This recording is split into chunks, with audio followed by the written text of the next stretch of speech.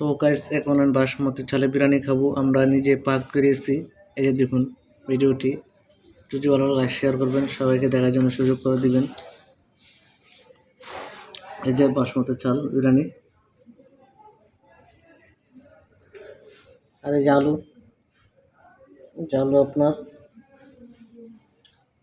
এই যে আলু, এই যে মাংস আমরা নিজে পাক করছি, এই যে নিজে পাক করছি।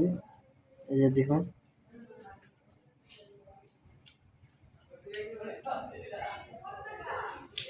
এই যে মাংস, তারপরে বাসমতি চালের ভাত বিরিয়ানি। এই যে রাইস, দেখুন কত সুন্দর। আপনারা সবাই বাসায় মানিয়ে খেতে পারবেন। 1 কেজি বাসমতি চালের দাম দিচ্ছে আমার থেকে 400 টাকা। 400 টাকা কিনে এনেছি। আর 1 কেজি গরু মাংস 450 টাকা।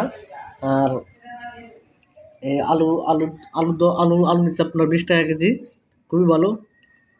এখন পরিবেশন করবো, খেয়ে আপনাদেরকে দেখাবো কেমন হয়েছে। বিসমিল্লাহির রহমানির রহিম। এই যে দেখেন আমি এখন খাবো। বিসমিল্লাহির রহমানির রহিম।